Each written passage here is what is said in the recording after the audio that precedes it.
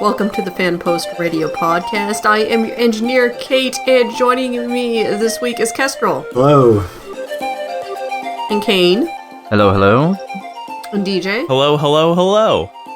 Oh, what was... one up in me? Yeah, well, you one-upped Kestrel. I had to do it. Exactly. Oh, I didn't even realize it, actually. And we're here to talk about anime. And, hey guys, it's been a minute. How's everybody doing? Yeah, I'm alive. People are alive, that's good. Watched a ton of anime to catch up for this episode, so as I was telling you guys earlier, I'm ready to go as long as nobody asks me any names of any characters. We're good.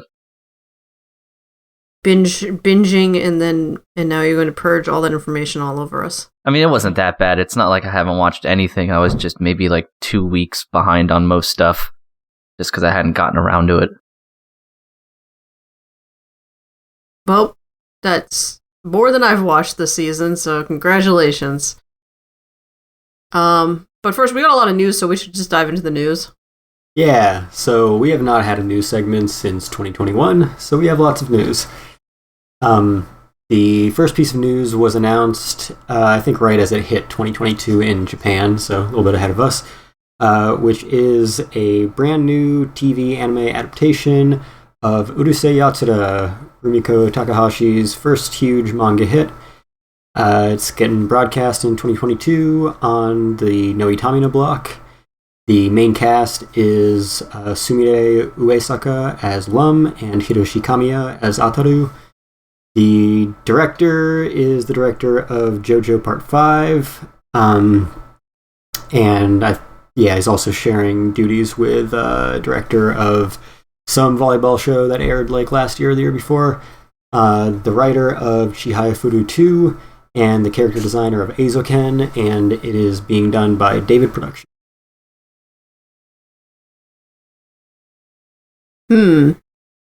Interesting. You said the character design was the same from the person who did Eizouken? Yeah. Oh, well, that's pretty promising. That was one of my favorite parts of that show, at least, was the kind of unique properties that each character had for the most part. Like, I love me some unique character designs and art, so I can get behind that, at the very least. Certainly very stylized. Mm-hmm. I'm curious as to the demand for this. I mean, I know that at least over here in the United States, we've been in like a remaster frenzy for what feels like the past like fucking decade. But I wonder like over in Japan and stuff if there was like a lot of clamoring for a remake, because I know like the movies are still held in pretty high regard, like Beautiful Dreamer and stuff. Mm-hmm. But I'm not sure if people were like, we want a remake, because remakes of things like this are always interesting to me, because since it's not objective and subjective in terms of art style and design, you can't necessarily say like the old Urusei Yatsura was bad unless it was legitimately like poorly animated. It's just an older art style. It isn't like remaking a shitty PS1 game or something into a PS5 game and everything is better. It's just a change of design and art in things, maybe some writing that can make it better or worse, but you can't necessarily say this will be like a 100% improvement. You know what I mean? Yeah, I mean, no remake is necessarily that. It's a modernization for people who want a more modern aesthetic. Plebs like DJ. Yeah, I was going to say, like me, because I will watch that, but I will not go back in time. Or stay in current time, I guess, because you don't have to go back in time to watch something that came out already. That's true. I'm not going to go and watch Urusei Yatsura. That's like not a thing that I have any interest in. But yeah, this will be interesting to see, just based off of the property it comes from and like the character designer and stuff. So I'll keep an eye on it. Yeah. Next piece of news. So you may remember that Funimation got acquired by Sony, and Crunchyroll got acquired by AT&T, and then by Sony. And Sentai was kind of the only competition that wasn't owned by some big company. Viz is owned by Shueisha. You know, basically all that was left was Sentai and like Discotek, but they are a very different kind of distributor. So it seemed like eventually Sentai would have to get bought by some bigger company to stay competitive, and they have been bought by AMC Networks, bizarrely enough. And that includes all of the A-tier companies, so Sentai, High Dive, one or two others that John Ledford all started when ADV dissolved. So yeah, that's kind of bizarre. Yeah, that is not a name I expected to hear. Yeah. Well, I'm looking it up right now because I thought it may have something to do with the movie theaters, but apparently it doesn't. No, it's the AMC. TV it's channel. like the American movie channel or whatever. Yeah, the Breaking Bad channel. Ah, okay. No, that makes more sense. When you guys are first talking AMC, I was like, the theater people? Yeah, no. No, It would be slightly weirder. Yeah, that would be way weirder. I thought. Yeah, okay. This makes a little more sense now that it's a group that already owns like TV networks and stuff. It's still not something. I'm looking at what else AMC owns, and it's actually more than I thought they owned. Yeah, I did the same thing when this was announced. I was like, oh yeah. And they have, streaming services and stuff, so they're a little appropriate for it, just not exactly who you'd... They own Shudder. Oh, that's right. Cool. I like Shudder. So that makes a little more... I'm like, oh, okay, so I could see where that would fit in with their stuff, since they have Shudder, Acorn TV, so... IFC, if that's still around. Is that still around? I think so. I hope so. IFC was great. I think, yeah, it is. Okay. It's just, I haven't watched anything on it in a while. Yeah. Oh, they're also like a major minority stakeholder in BBC America. Interesting. And by major minority stakeholder, I mean 49.9%. Wow, that's a lot. Yeah. That is minority. That's good though, because BBC is not great on the British side right now. So, would you guys say that the acquisition of Sentai by AMC does anything to further the idea that like anime is big business, actual art stuff? Like it's a for real medium now and not just a kids thing. Because I'm just looking on Google, and that's like half of the articles are like proves that anime is big business and worth people's time. I mean, I don't know if I'd call it big business, but it's definitely becoming more of an adult thing, I think. And I think more people are accepting that like it's okay to watch anime if you're not a kid anymore. Yeah, like it almost gives it legitimacy, or helps to give it a quote-unquote legitimacy that, yeah, adults can watch anime too and not feel ashamed about it. It only took, people 20 years to, grow out to be adults and have the money and be able to, like, influence what people, watch. Let's cool it on that money thing. I'm poor as shit. I mean, yeah, but... I don't think it was so much that people thought that anime was just for kids as much as the anime that wasn't explicitly for kids was just for nerds. And now it's gotten extremely mainstream. We'll get to a few stories later that prove just how extremely mainstream it is. So yeah, I mean, Sony was all about announcing that anime was like the fourth or fifth pillar of their business, like Sony Corporation, the entire thing. And, Demon Slayer's success, Attack on Titan's success that we'll get to, My Hero Academia. These are some of the biggest nerd shows and just like general consumer shows, period. Aside from cartoons, aside from foreign media, aside from very niche media. So, yeah, I think it is definitely hot for any American media corporation that wants to diversify to.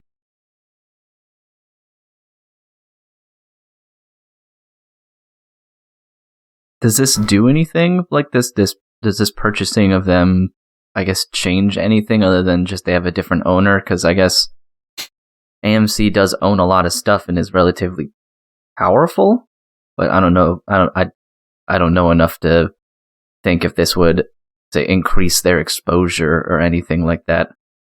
I mean, I could see them having. They have already done like cross promotions of like, you know, subscribe to AMC Plus and High Dive for a discount or whatever. I could see them throwing a little bit of anime exposure on their own streaming platform, like what HBO Max did with Crunchyroll, which will obviously end when AT&T no longer has that connection.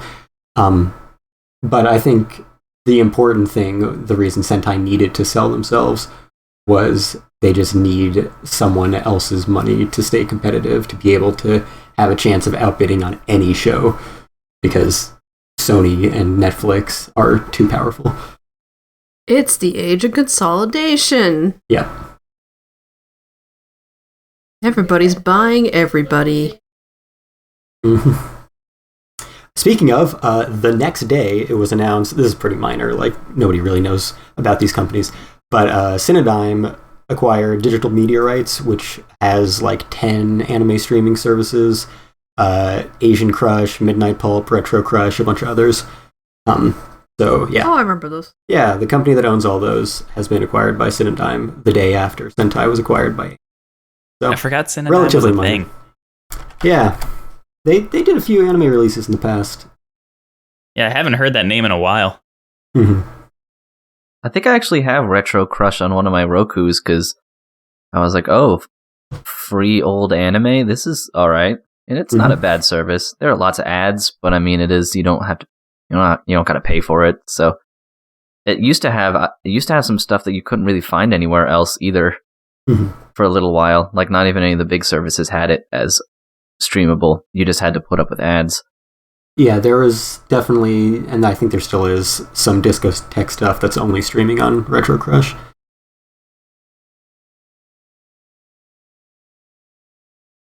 Indeed. Alright, next piece of news. Satoshi Mizukami's first big manga, Lucifer and the Biscuit Hammer, has finally gotten an anime announced. It's going to be airing this summer. He is also writing the anime adaptation. So this is a manga that has had a cult following for 15, almost 20 years. I think it was more than 15 years that it's been out. And I bought all the 2-in-1s that Seven Seas released 7 years ago and never read them. So maybe I will one day, or maybe I'll just watch the show. I did read... I'm laughing because I'm in the same boat. I think I read the first 2 volumes and have not finished it. And it's sitting on my shelf still in my to-read pile. And I'm like, I just remember Sentai. I remember Seven Seas was very upset because... Nobody bought it. Nobody was buying them. They sold very poorly. Well, we both bought it and didn't read it. I know. And there are people that are probably desperately looking for copies of it and we're just sitting on them. I did read his series Spirit Circle, which is extremely good. So I know he's a good creator. We should read this. We should read this before anime comes out. Maybe. This is my goal. Finish reading, but read Biscuit Hammer. It's not even that long. Yeah, I know. We're bad. We're bad. We should feel bad. Yeah, I don't know why I never read it. But he did have one multimedia project that started with an anime that he did all the main work on, called Planet With. I didn't watch that. I didn't hear great things about it, but I've definitely heard good things about Lucifer and the Biscuit Hammer over the years. And like I said, Spirit Circle is very good. I'm excited. I could have sworn this thing had an anime already, but that's maybe I just heard the name a lot. Because when I read the news, I was like, hey, actually, I know that property, but I never read it or anything like that. So I was kind of surprised that it took that long, considering I knew about it. Right. And most of the stuff I know about already has anime, because I don't know about it until the anime comes out. Well, I mean, I briefly mentioned, but I think one of the things that held it up at the time was, like, the creator really wanted the Pillows to do the soundtrack originally. And, I mean, he kept floating that as the excuse as to why there was no anime, but it might have just been that it wasn't popular enough at the time to drive getting an anime.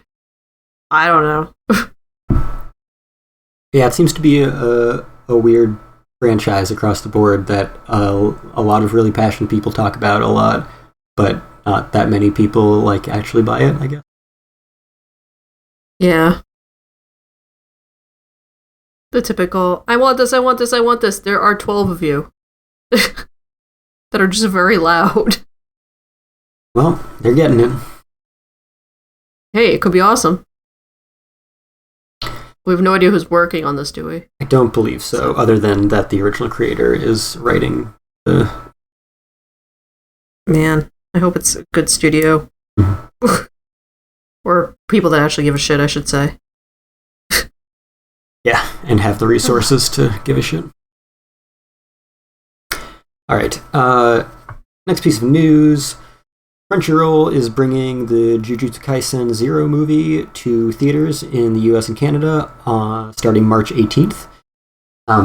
This has been a big success in Japan, not like Demon Slayer big, but like it's been out for a few weeks and it's like top 10 Japanese films of all time. So yeah, definitely following in those footsteps. A modest success.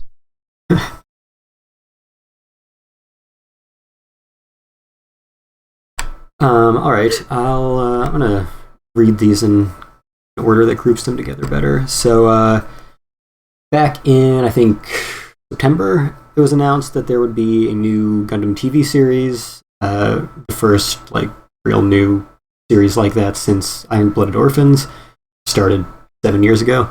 And oh my god, it was that long ago? Yeah, 2015. So it was time. So now it's been confirmed that Mobile Suit Gundam: The Witch from Mercury will premiere this October, which is exactly 7 years after IBO premiered. And it will be taking back the Nichigo time slot, which was discontinued after IBO, the second season ended, in like 16, I think. Or whenever it ended, 2017 maybe. But yeah, that's been a time slot that's been used for all of the Gundam series, starting with Seed. It's been used for both Full Metal Alchemist series, the Code Geass, both seasons of that, My Hero Academia, Blue Exorcist, and been like one of the notable time slots, like Noitamina, been like a centerpiece of this announcement that the time slot is coming back as an anime time slot. So yeah, that's happening this fall. Yeah, and I think all we have so far is a fun font. Yeah, basically just a logo. We still have no like promo material for this thing. No, we don't know anything about it. I've seen. Darn. No, he's working on it. There's just the logo, like the title slide with the fun font. But other than that, we don't have any idea if this is a Universal Century thing. Oh, it's definitely not Universal. Yeah. No. That would have a date or something attached to it. Every new TV series has been alternate universe. They've been doing all the UC stuff, OVAs and movies. Now, Cain, if you had to guess what studio would be making this anime, what would you say?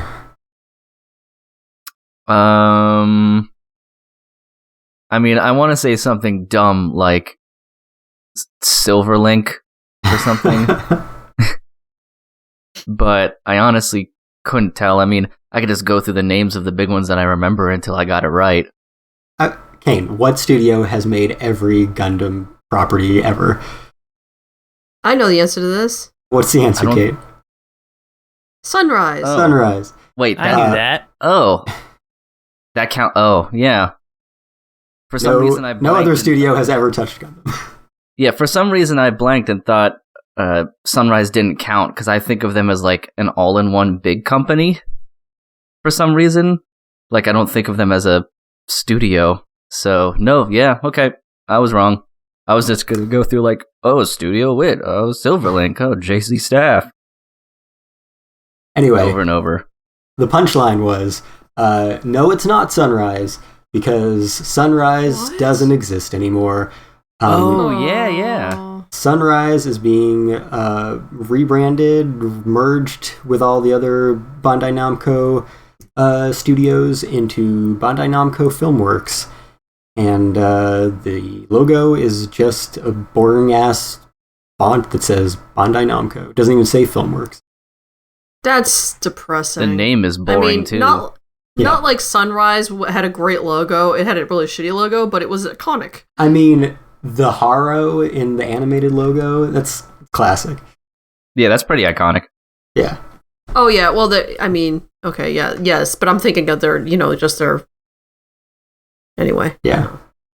I just don't see them doing anything fun with this Bandai Namco logo. It's just like the words there.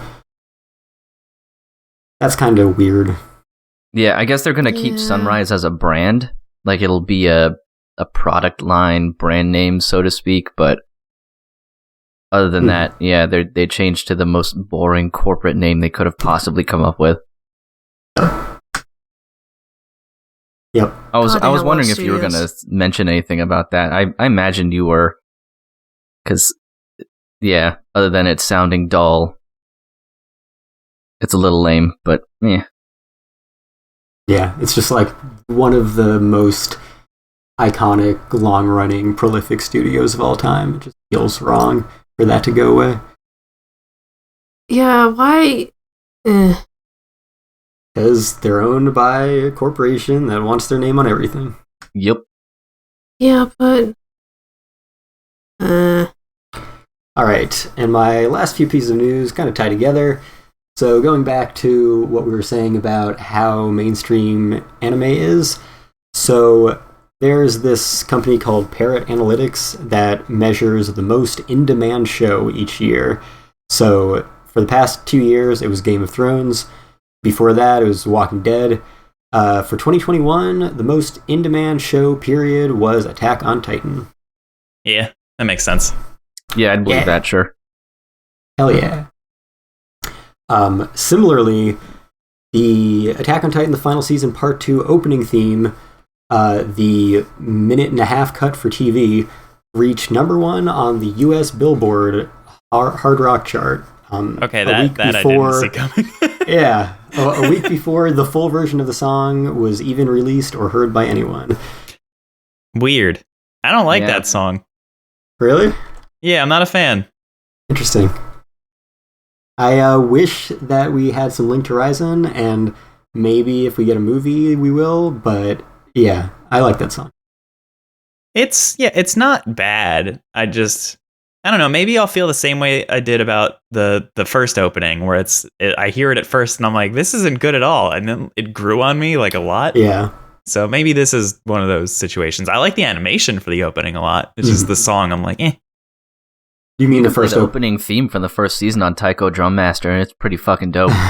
Yeah, it sounds like it'd be dope. I have it on I got Clone Hero, the Guitar Hero remake, and I have it on there.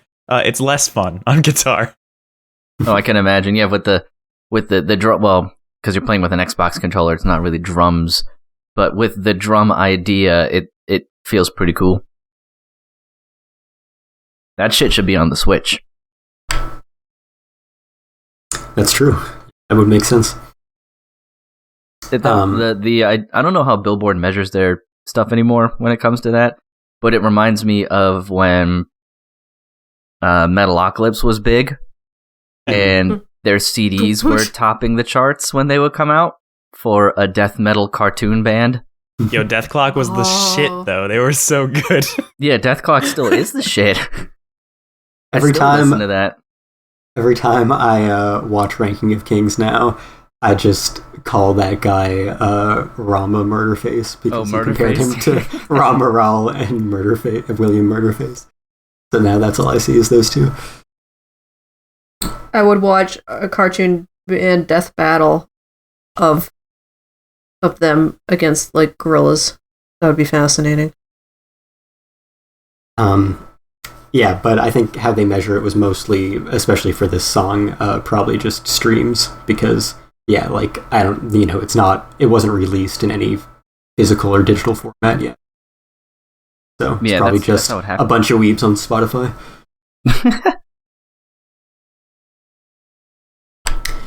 And yeah, so then also the Anime Awards happened, except not really, because they didn't have any sort of show at all, which is an incredible improvement, because those shows were getting just more and more painful every year. The first one really wasn't that bad. Like, it was, that's how I think they should have kept doing it. And then it got progressively more ridiculous. Yeah, the one last year, I was like, this is one of the cringiest things I've ever experienced in my life. So even if they had one, I wasn't going to watch it. But thankfully they didn't, and they just shit out the list like we wanted. So yeah, that happened. Attack on Titan was Anime of the Year. Good. I don't know if anyone has any other thoughts on any of the winners. I didn't even notice that they came out. I saw Best Boy. I saw David Wald won Best Male Actor, which is cool. But other than that, and other than Best Anime, I have no idea who won what. Boji's on his throne. Best Boy won Best Boy. Yep. All's right with the world. It's the only one that fucking matters. Yep, Best Boji. Wow, there are a lot of categories. I forget. Yeah. How many categories there are. Yeah, I did my picks Some of them as usual. are weird. Did they figure out what protagonist means yet? Okay, so here's the thing. At this time, I kind of give him a pass because Attack on Titan, the final season, truly has an ensemble cast. Yeah. So putting Eren Yeager as both best protagonist and best antagonist is a pretty controversial move. Honestly, I was gonna joke that they should have put him as both before they announced the nominees, and then they did, and I was like, okay, awesome, because he really is, depending on the episode. I can kind of get it.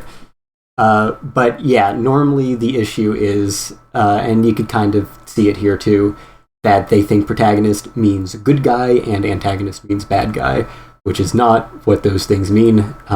But this time I give them a pass for that one in particular. That's a thing that, like, it's not just them either. That's a thing a lot of people think. It's weird. Yeah. Yeah, ask someone who the good guy of American Psycho is. Yeah, I mean, so many Who's of the protagonist? Like the most iconic American TV shows, like The Sopranos and Breaking Bad, the protagonists are not good people. Yeah, villain protagonist. It's a thing. Yeah, one of the most popular. Familiarize yourself with that. Anime of all time is Death Note, and now the protagonist of Attack on Titan is also maybe a villain. So yeah, weird.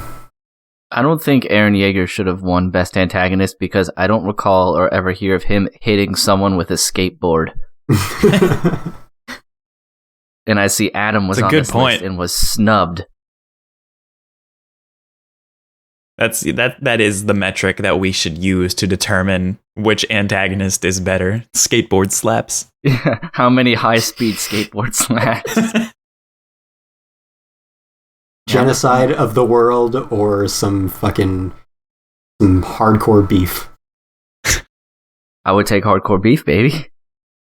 Of course. Yeah, I can't really say much about any of these others because, like, for best fight scene, I didn't watch any of these shows that had them. I saw complaints that the voting was heavily, skewed in favor of shonen. But it always is. It's a popularity contest. What do you expect?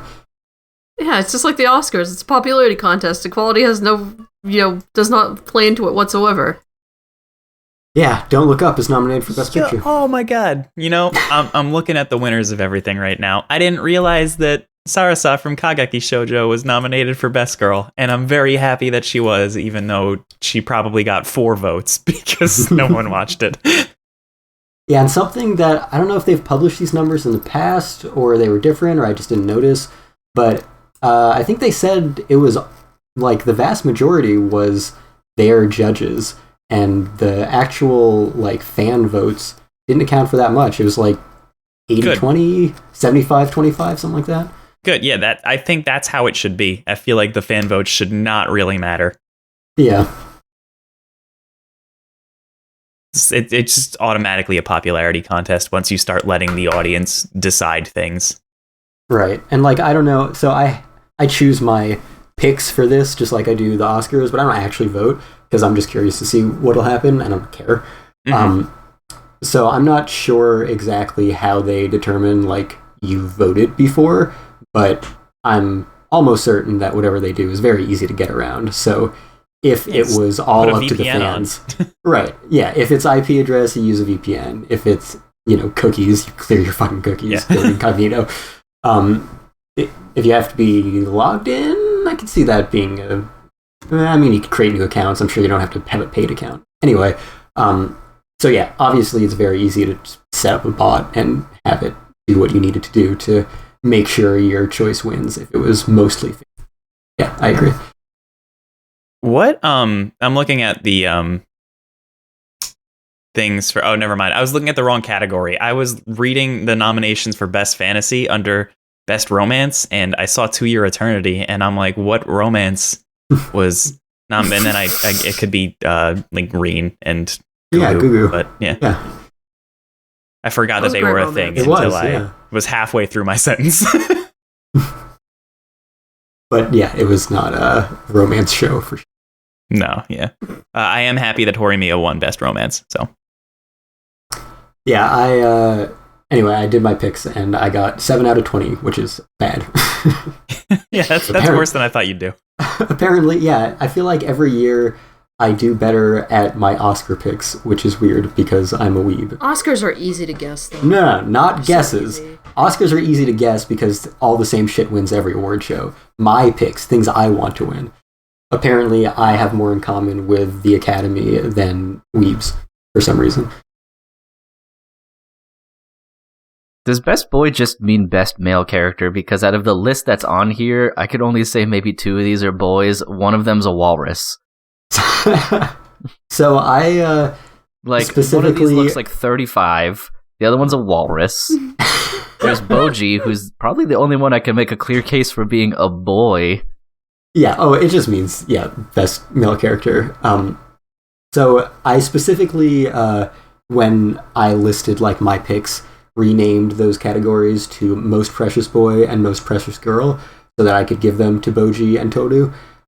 Because normally how I think about those categories and how I assume most, at least of fans, think of them is Best Waifu and Best Husbando, which I would not give to Boji. So that's why I gave it a very specific name when I chose my pick.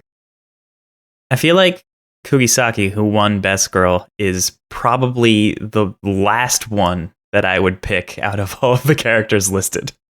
I think I would probably pick her as like anything, but I don't know. If I was going by like waifu husbando, I would go with Kugisaki. Yeah, that's fair. She's like, at least not right now. I don't think she's a really strong character. Like, we don't know enough about her, I feel. I think she got some pretty good development, especially at the very end of the She had like a season. couple episodes that like had some backstory and then did like some badass stuff, but like I don't really think she's well developed at this point because I don't really know anything about her. Yeah. And she hasn't really grown either. She's just kind of like a cool person. Yeah, I think she's always been very cool and very likable. I think she grew a little bit, and we got to learn a little bit about her and saw some development at the end of the first season, but I agree there's a lot more to her that we still have to see. Like, later, I imagine she'll be a really good character, because it feels like the series has depth, but right now it's like, I feel like there are a lot better picks. Like even of that category, Vladilina from 86, and I fucking just don't like 86 at all. I still think that she was better. Sorry, I was talking over you because you cut out on my end. Oh, sorry. I was just, where did I cut out? Because I was saying, I didn't like 86 at all, and I think Lina is a better character than Kugisaki, just based on what we have so far. Fair. He's definitely more developed. But yeah, I think Best Boy had more competition. Like, and yeah, obviously, if I was going with a husbando, I would not go with Boji. I would go with, like, I don't know, Senku. The walrus. Odokawa is pretty great. Miyamura is my girlfriend or fiance now.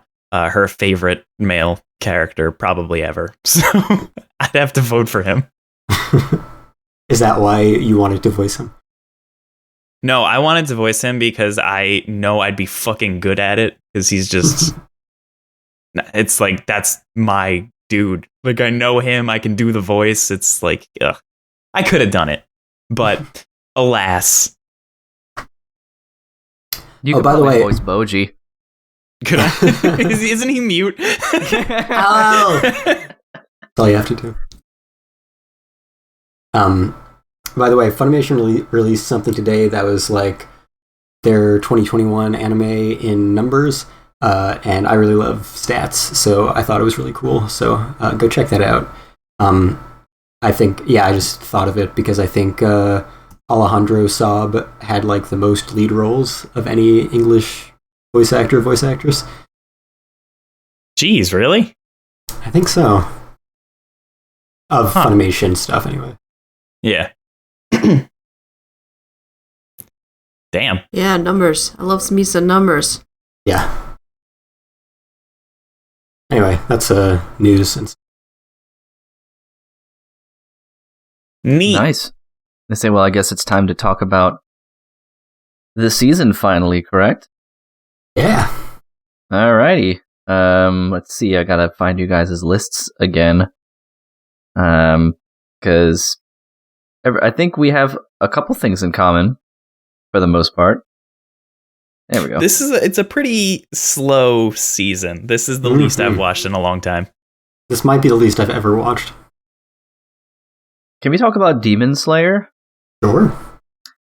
Only because I think I'm going to have some popular opinions. Before that, I just want to know, Kate, have you watched anything? I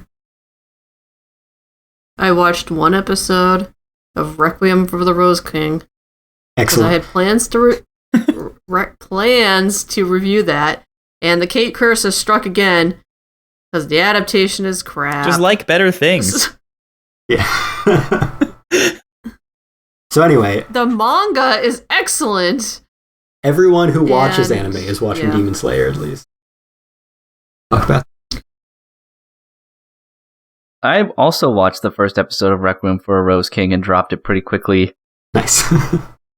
So they did that thing where they cram 4 episodes into the first 4 chapters into the first episode, nonsensically. So you had a character building a sundial at night. Yeah. It moved very quickly and tried to establish like an entire universe in 20 minutes. I think the One Kingdom won a war, lost a war, won a war, and lost a war in one episode. But my bigger problem actually with that was just I didn't like how nobody had a face. There was no animation. Yeah, there was no animation, and it didn't feel like a stylistic choice. It felt like a budget choice and a time choice.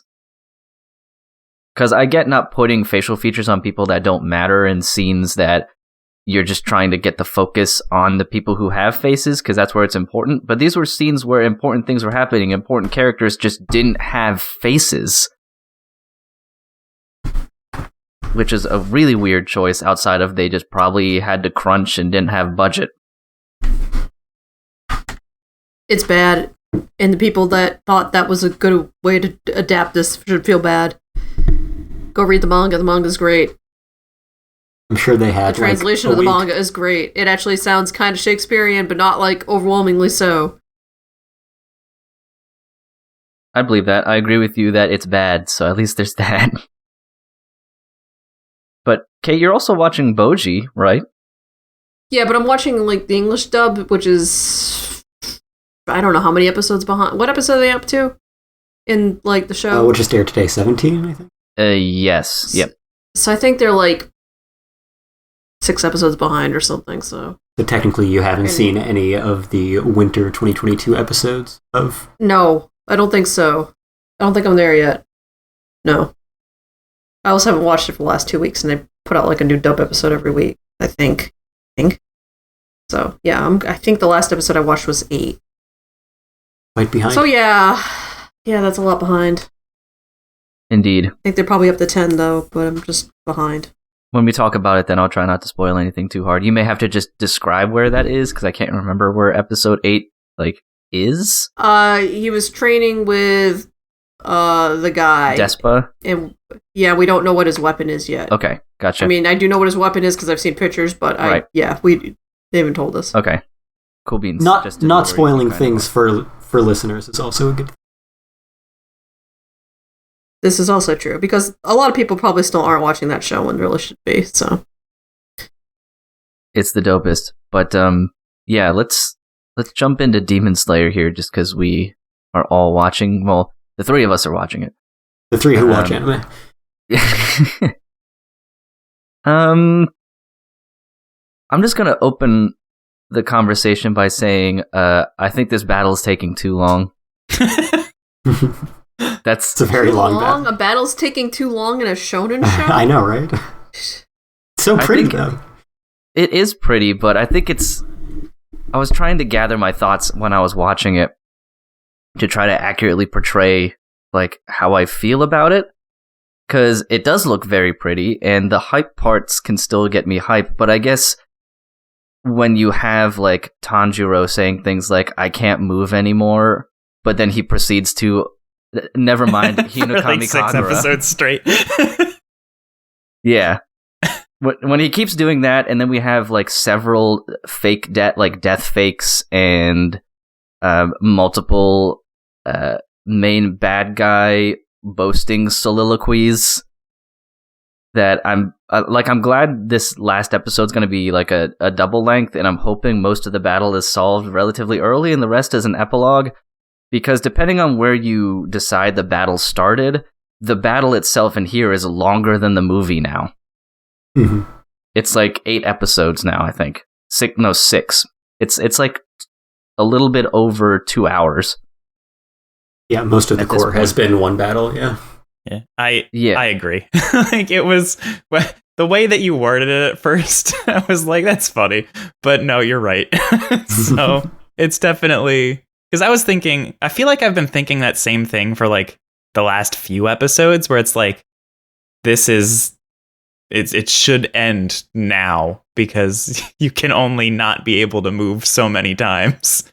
Okay, cool. I'm glad someone agrees with me. I was like, this is probably gonna get me in trouble. Yeah, it's just repetitious at this point, and it's cool repetition. It looks great, but when you actually dissect it, you're like, okay, this is I get how shonen is the series of willpower, and it's you can just do anything if you put your mind to it. But there's a point where it becomes a little too much, and it's just the same thing over and over. And I thought the fake deaths were strange. But yeah, I would like it to wind down if possible. Yeah, I agree with the fake deaths being weird too. I know that they're a staple of shonen stuff too, which is, gruesome wound followed by epic strength gathering comeback to win. But I guess it didn't work for me quite as well because I knew that they weren't dead already. I didn't for a second believe that either of those two were dead, especially because Usui would have died off screen, essentially. And Inosuke is a main character who still has lots of merch and makes lots of money for them. So, do I think, they'll all survive through the entire show? No. I wouldn't be surprised if one of them dies by the end of the whole thing. But, yeah, it was they could have just stayed down the rest of the battle, and I still would have been fine. I didn't need to see them jump back up, be stronger than ever, despite the one missing an arm, and the other guy bleeding out of every orifice of his body. But he can move his heart. Yeah, which I thought was... That part I didn't really have too much of a problem with, to be honest. I was like, yeah, sure, why not? Mountains. I have a problem with it. That's weird. I was like, mountains, whatever. He's proven that he can do all sorts of weird body, contortionist shit before. And this is a universe where people can conjure fire and water and all sorts of shit just by saying some magic words and swinging a sword around, so... You remember the mice? Yeah, the mice. Yeah. Yeah. Yeah, the mice. That's a good point. But yeah, I think it's weird to say, but I'll be glad when the fight's over, but not from a tension standpoint, but from a I'm finally glad it's done. Like, I wish the battle would have ended with Zenitsu and Tanjiro cutting off both heads simultaneously while both of the other two were down, because then I'm like, oh, Tanjiro shows that he's grown in strength and wisdom in being cunning, and Zenitsu like does something. Yeah, he does something. And it doesn't illegitimize Usui or Inosuke. They both did also very important things and just happened to get seriously injured. Sometimes I feel like when a shonen does this, especially Demon Slayer, it's to show you that all of the characters are getting stronger at the same time.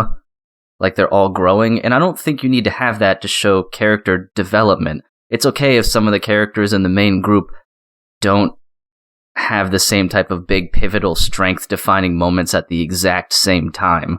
If anything, it can make it better, because then Inosuke could be even more driven to train or get better because he sees that he wasn't as successful as the others, and maybe you can explore that as a piece of his character, rather than we got to make sure he has a fake death and comes back and does something badass so everybody gets their badass checkbox checked. But I still really like it outside of that, and it did that stupid bad comedic timing thing. But yeah, it does that a lot. Yeah. This last one was particularly weird. Like, it took me right out of it, but luckily Demon Slayer is so, like, the action is so great that it doesn't take a whole lot to pull me back into it. But the comedy stuff definitely took me out. Kestrel, what do you think of all this? So, it is the most shonen, and I like that. I'm used to that. That's my thing. I definitely appreciate it when shows like Attack on Titan are like anti-shonen trope, and that's a lot more powerful, and I definitely recognize that Demon Slayer is not as good as it could be because it falls back on all those tropes all the time. But as someone who is fine with those tropes, I still love it because it is like the best looking any TV show of that genre has probably ever been. And this last episode I loved. Like, if it wasn't airing the same day as a masterpiece of Attack on Titan, I'd be like, holy shit, that was one of the best episodes I've seen in a long time. I think it's great. I think it's a great show. But yeah, it drags its great episode or two across a few months. But like, I can spend 2 months watching a battle. I've spent 2 years reading and watching a battle in One Piece, and it's great, and it's one of the best manga. So yeah, I can deal with it. I agree that Demon Slayer has maybe less variety than it could for how long it spends on a single subject, but compared to some of our old classics that, you know, didn't run in seasons, and there's still some of those like that, where they just needed to keep their time slot forever, this is still better than it could be. That's all fair. Yeah, I don't really have anything else to add to that. No, yeah, I think it's still very, very pretty, and the action is great and everything. And I do like its attempts to show and not tell sometimes, because I know that's another trope of shonens where they'll announce all of their moves all of the time and what they're thinking all the time to do all the moves, and it at least attempts to not do that. You do hear everything Tanjiro's thinking. Yeah, but for the others, you don't necessarily hear that. But Tanjiro, yeah, because you get all of his inner monologue all of the time, which maybe if he did a little less of that, that could remedy the whole I can't move stuff, if he just didn't say it. Because then you could theoretically take context clues that he either can't move or can, but it isn't as cut and dry. Yeah, I think we discussed this fairly recently, that this is a show about 4 characters one of them speaks his every thought, two of them scream every line, and one of them is mute. Yeah, I really enjoyed the part of Nezuko turning into like a full-fledged grown-up demon. That was my favorite part of the season. Yeah, that was badass. really cool from multiple standpoints. DJ, was it just from the fact that she like kicked ass? I just like when she does stuff because she doesn't really ever do anything. She's in a box for 90% of the series. So when Nezuko's out of the box, I'm like, oh, it's fucking time to go. And she went this time. She did some hard. shit. Yeah, agreed. What really hammered it home for me, though, too, of why that it was like a half an episode, maybe, because I don't even think she did stuff for like a very extended period of time. But like the mixed feelings I had, where I was like, "Oh, this is gonna be badass," but this is also super bad news in a way, because you knew that she was like completely out of control at that point. Yeah, but like it was bad news in like a cool way. Yeah, exactly. But it was like it was the mix. It was for me. It was like this is good because she'll be able to fight this demon, but then she's clearly lost all control. So that has to be taken care of. So there was like a little bit of a layering there. It wasn't just she powered up to fight this demon better. It was like she powered up, but she probably also is going to eat somebody. Good, yeah, get her involved more. Like, let's do some shit with her. Just don't have a purposeless demon inside of a box. I want some actual growth for the mute character. Oh man, when she got her leg chopped off, like mid-kick, but then like sprouted another leg and still kicked, I was like, this shit is the coolest thing I've ever seen. It was fantastic. I too want her to do more things, especially because she got that like demon blood art in the Forest Saga, whatever you want to call that, with the Spider Family, and then it never came up again. Yeah, I forgot about it until you just mentioned it. Well, she did use it on Mugen Train briefly. That's how she severed the threads. Yeah. Oh yeah, that's right. Yeah, but yeah, I hope that she gets more use in the future. Like maybe she can tame the fucking Ultimate Instinct version of herself better and use it, because that was dope as hell. Yeah, if you we can move on then if you guys are finished saying what you will. Yeah. All right. Cool. So how about you two talk about Dress Up Darling, because I still don't get the appeal of this. Not that I've watched it. I've just seen clips online, and all the clips have been, like, etchy shit. Yeah, and, you know, obviously that's the stuff that's going to circulate online because that's the one that gets people to watch it. And there is a lot of that in the show, but it's not why I enjoy it. It's weird because Attack on Titan is a better show objectively in every single way. But this is the one that I'm always more excited to watch, and it's well made. Like, Cloverworks is just... They're having another season where they're just doing everything, and I don't know how they do it, but this is one of their 3 shows, and it's super well animated, and the heroine is an extremely likable character. And the reason you're seeing so much of the ecchi stuff being posted around is because, like, okay, you're the popular girl this season, and we can make people watch our show by showing them the popular girl with less clothing. And she is kind of a pervert by nature, like that's just sort of who her character is, but it's not a show that is overly sexual for the purpose of sexual gratification. It's definitely a part of it, but that's not really the focal point. It's a romance at its core, and it's a really well written one so far. So I'm thoroughly enjoying it, and I know a lot of other people are as well. But you're always gonna get the bad first impressions from the things that they show you. It's just there's more to it than that, I think. Yeah, and I think the reason that I like it as much as I do, because it's not necessarily a show that I would always gravitate that strongly toward, except that it has a very prominent element that I'm always a big fan of, and that is that a big part of it is about people just expressing their passions and understanding each other's passions, even if they don't, I guess respecting each other's passions, even if they don't understand them. So the main characters are this girl who is an otaku, who, obviously that appeals to me. I can relate to that a lot.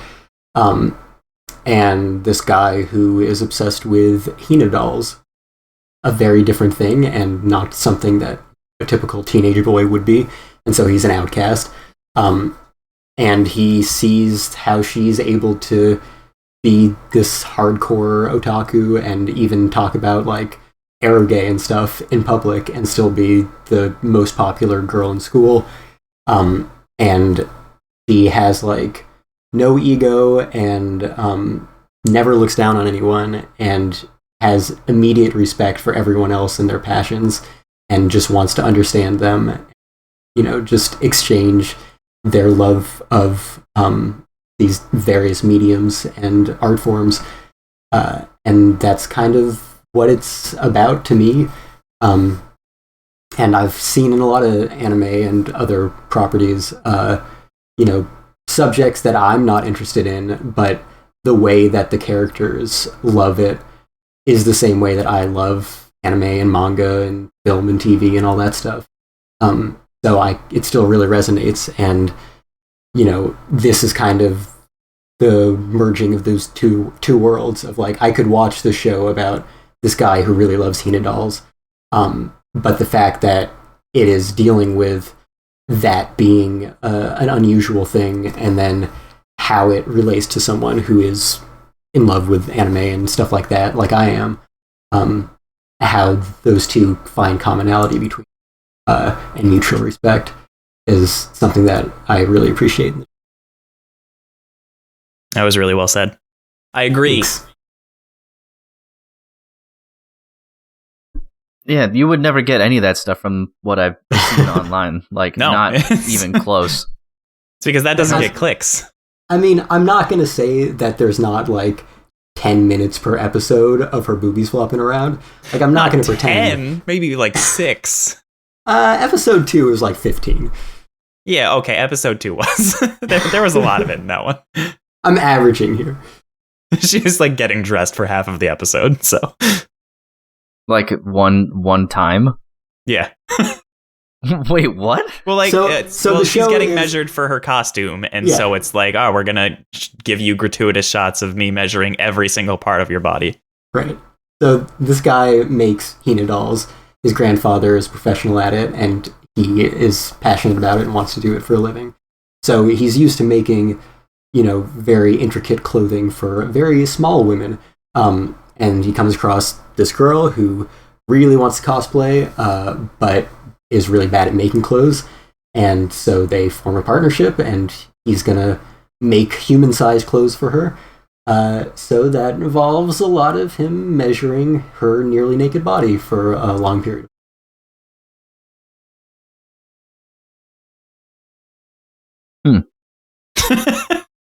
Yeah. It's an inevitability. Like, it's a thing that has to happen. They just Like, show you all of it. I think it would be naive to pretend that they're not making a point of spending a lot of time and a lot of very well-chosen shots to get that appeal across. But there's other good shit. Yeah. It's definitely part of the show, but it's not the main part of the show. Yeah. Interesting. Yeah, it was just I know you had told me before, maybe even both of you at one point, that It was me and Brandon we're talking about. okay, yeah, that it was really good, and I thought you guys must be fucking joking. No, it's Based like on- genuinely a good show. Yeah. I mean, if you guys both like it, I'd believe it. I'm, Mhm. considering for the most part bad stuff gets dropped except for one particular show I see on each one of your lists that we're definitely going to have to get to. Which is I mean, it could only be one thing. Yeah, it can only be one thing. If you compare your two lists and see your dropped versus Kestrel's rankings. Obviously, Cain does not think Attack on Titan is a bad show, so it has to be Akebi. Oh, okay. Yeah, I guess I just misunderstood. Are we was that the segue? Are we talking about Akebi now? No, and actually that wasn't what I thought about No. either. Okay. Wait, what other show have we both not dropped? Well, DJ dropped Sasaki and Miyano at a 5.5, and you have it as a B. Oh, okay. Yeah, we so can you like it, and Kestrel didn't like it enough to drop it and gave it a 5.5, which is decidedly not a B. This is more of a genre thing for me. It's a BL show. That's not a genre I normally go out of my way to watch. And all of the shows in that genre that I have enjoyed have approached a homosexual relationship a lot differently than I think this show does. The kind of BL that I'm into is stuff like Dokusei or even Given, which I wasn't crazy about, but I still appreciated it for what it was, where it approaches everything in a really artistic manner and sort of shows you the realities of homosexuality. And I feel, and I only watched one episode of Sasaki and Miyano, but I feel like this was a show that wasn't doing that. And it was just like, here are two cute boys and they like each other. And the show is about two cute boys liking each other. And it didn't seem like there was much more depth to it. And I'm not saying that there's not. It's just, it wasn't something I wanted to continue watching based on the first episode. It was just a romance between two boys with not much more to it. And I am not sexually interested in boys. So I saw no purpose in continuing the show. Yeah, I don't watch a ton of BL because I don't think there have been a ton. I think Given's great. I guess Banana Fish counts too, but that is a lot more than a romance. Yeah, Banana Fish is another good one. And yeah. I didn't think Given was bad. There were just parts of it that I didn't enjoy. And a lot of that was probably due to my expectations because it was, I guess, presented as a music anime. And there was no music in it. So there's eventually music. Slightly, a little bit. I guess if you're expecting Gayback, it wasn't quite. Yeah, I wanted Gayback. But yeah, this show, I thought it was a bit better than your standard BL. It definitely, follows in that vein of what you'd be used to. I think, obviously, DJ is a big fan of the counterpart to this. Yes. And I'll say, I don't think my the appeal of any of those kind of romances is necessarily built around my own sexuality. Like, I don't think I like Yuri more than Yaoi in principle.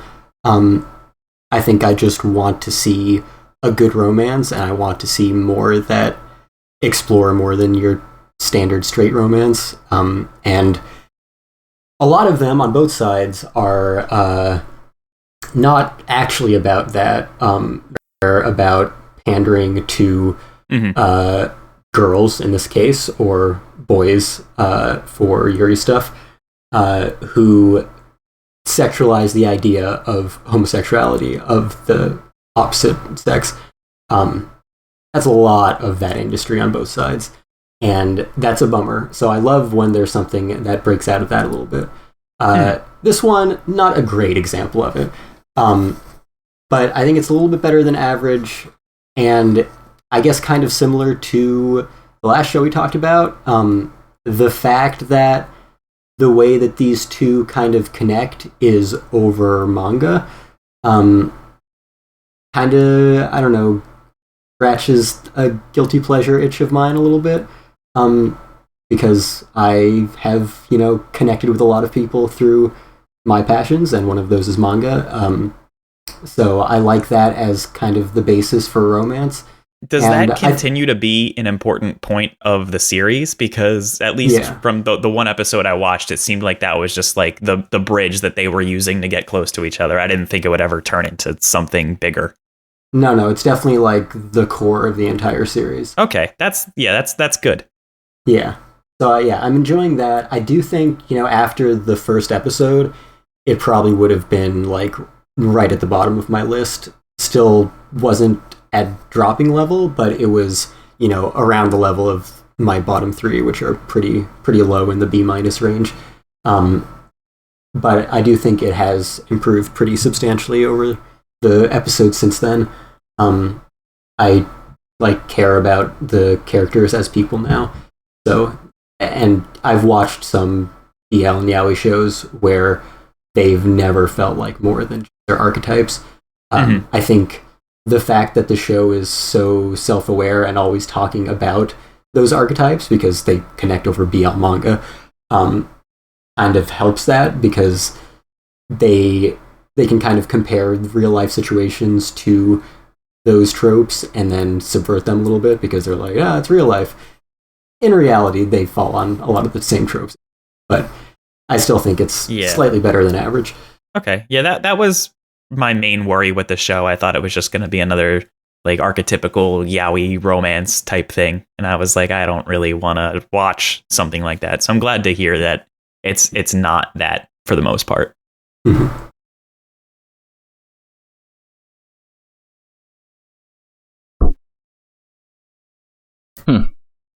Yeah, I guess it sounds like you didn't hate it quite as much as I was hoping for entertainment purposes, DJ. No, I didn't hate it. It's just like it was a thing that I didn't have any interest in continuing. And I guess my 5.5 is a little harsh with that, but since you're still carrying a 5.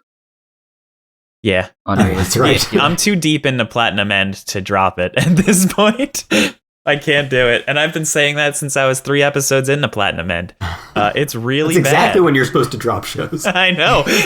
It was really strange because I dropped shows that I rated higher than I rated Platinum End. And there's just something about it that I just haven't dropped it for some reason. It's like watching a really boring train wreck, I guess, where it's like the train is like just bumping into another train and it's not like a crazy accident, but it's like still a thing that you're like, I guess I'll watch.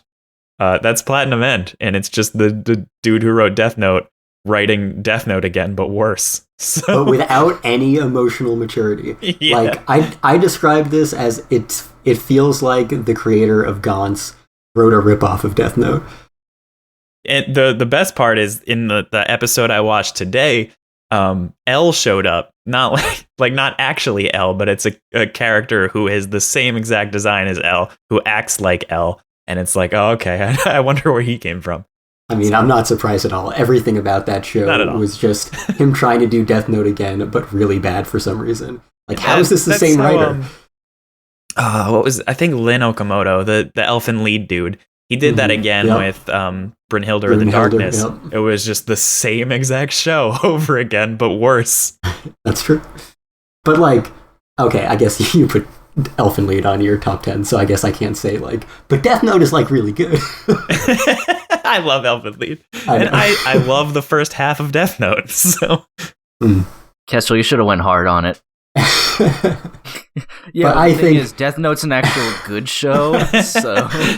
I did think Brynhilde was significantly worse than Elfin Lead, but I thought the gap between Death Note's quality and Platinum End's quality was like a whole other level. That's fair. Yeah, I mean, I don't think Elfin Lead is a particularly high quality show. I just love it.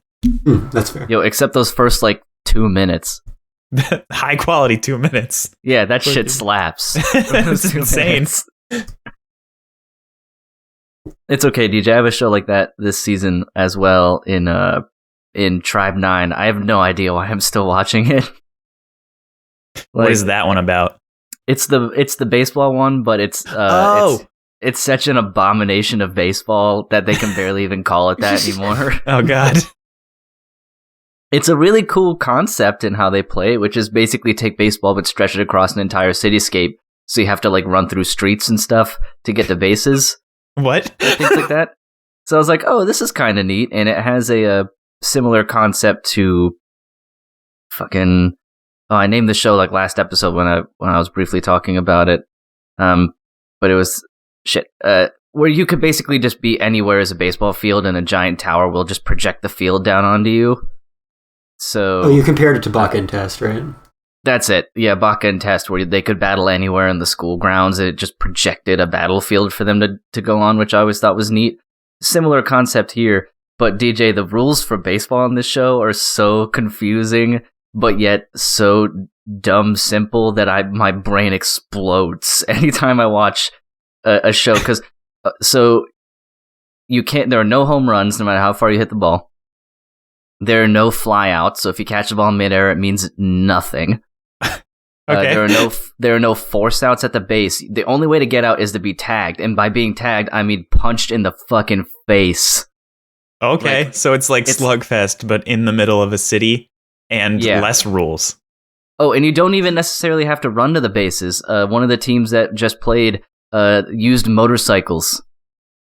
This is an abomination. Yeah, it's like this is thoroughly so bad it's good territory, which is why I'm watching it. Like, it's hard to describe. Like, the main most powerful character for the good guys dies at the end of the second episode.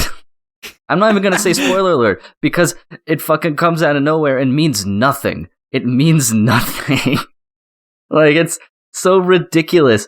It's apparently so.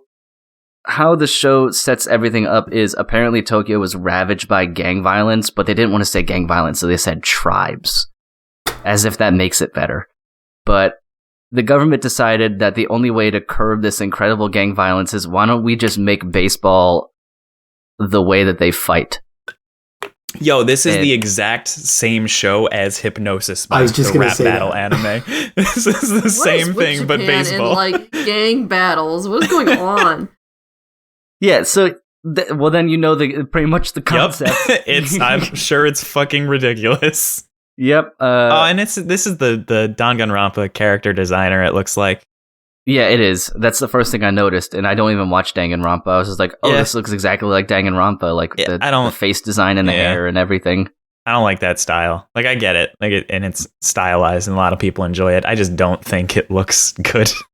Yeah, and it's filled with all the, like, stereotypical kind of sports shonen character tropes, like the big soft guy who does the cooking and is kind-hearted, he even has a flame red haircut, like, super passionate guy who's, like, he has integrity to a fault, but he's stupid and doesn't think in crafty ways to win ever. And then there's the meek kid who has a secret hidden ability that we don't know about yet. And, like, it has all of those, and they're all on just the one team. And then the catch is, the winner can make the loser do anything, including killing themselves. Oh, no. I like how their solution to gang violence is to have them play baseball, and then the winner can just make the loser kill themselves. Yeah, because that's what the main villain's been doing, is that if they don't do it themselves, he basically murders them. Like, in winning. So the baseball is really just a thin veil over gang violence. But I can't stop watching it. I just can't, because, like, what are they gonna do next? How did they get motorcycles as approved cleats? Oh, it's because they took their shoes off. That was the reason. The reason that the motorcycles were allowed to be used is because they just took their shoes off. That makes complete sense. Yep. It was like, they're approved cleats, because all I got are socks. It was so Have they tried ridiculous. that in the MLB yet? They should. Cleats are overrated. I should not see a rule that says no motorcycles. Let's get Harleys out here. That'll revitalize the MLB. Fuck running. That's the next thing they're going to do to baseball. It's possible at this point. Yeah, they have super-powered bats, like that Mario baseball game. Like, it's absolutely fucking crazy go nuts. Like, I can't I want to stop, but I can't. That's essentially it. That sounds like a show. Yeah, it's hard to recommend it, but it's also easy to recommend it if you want to see, like, the most ridiculous shit ever and not have, like, just turn your brain off because you don't have to think about anything. Their club got disbanded at one point, and you know what they did about that? Nothing. Nothing. They just kept calling themselves their club. No consequences. That's how you do it. Yeah, they lost, and they had to disband, and I was like, how are they going to get around this? It was, well, they never said we couldn't rejoin.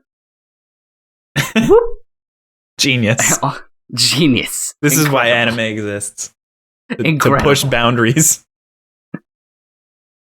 So it's definitely the worst show that I'm watching this season, but it's probably pretty high up there in terms of just entertainment value. Yeah, it sounds like it. And I watched all of Hypnosis, Mike, too, where it was like consistently the lowest thing on my list, but I never really wanted to drop it. Yep. You get some of those every once in a while. Everybody has one. Everybody has one. Yeah. But we can move on. I bitched about motorcycle baseball for long enough. But God, I can't wait to see how they escalate this any more than motorcycles. I hope it's like fighter jets or something. But we'll see. Well, since Kestrel, you brought it up before, why don't you guys talk about Akebi? Okay. Sure. I know nothing goes about first? this show other than it's about a schoolgirl. It's about a schoolgirl who lives in the country, and she has always wanted to wear a sailor uniform, so she decides to go to the school that her mom used to go to, where they would wear sailor uniforms. And so she has her mom make her this uniform, and she gets all excited, and she goes to school. And when she gets to school, she finds out that they don't wear that uniform anymore. So that's what she wears now, because she's allowed to wear it because it's an old uniform and they accept it. That's just the first episode. Everything from that point on is just a bunch of girls being really nice to each other and just becoming friends. And that's just what the show is about. It's just girls giving each other positive encouragement, and I love it. Yeah, girl wants to wear sailor outfit is half of the first episode and absolutely the only answer to what is the show about. The entire rest of the show is about less than nothing. There is no show I can say is about nothing as much as this show. I cannot tell you what happens in a single episode. It's just normal slice of life school stuff. There's no plot. She's just there and she's making friends with everybody, and I love it so much. It's like not even thematic slice of life. It's not like, oh yeah, it's a slice of life about, it's just this girl is going to school and life plays out. Yep, that's it. And you know, I'm fine with it. I don't need anything else. It's relaxing in a weird sort of way. There are just way too many shots of feet. Tarantino anime. There's a lot of feet in this show. I just tried to look this up to see what her uniform things, and I found a review, and someone's all like, yeah, man, they really want me to look at her feet, though. I'm like, just all the time. Just it's as not you were just saying her that, either. I read that sentence, I'm all like, damn, yo. It's everyone. It's just like, oh, here's a character. This is what their feet look like. It's just a strange Somebody's thing. got a fetish. Yeah, like you can clearly tell whoever's making this has a hardcore foot fetish. But it's a show. And I think the opening is so fucking good. And I think everything about it is good. And it looks way better than it should for a show that is about nothing. It's a really well-animated show about nothing. It's not by the same guy who did that short show about tights, is it? I don't think so. But, you know, I'm sure that the creator of this watched that.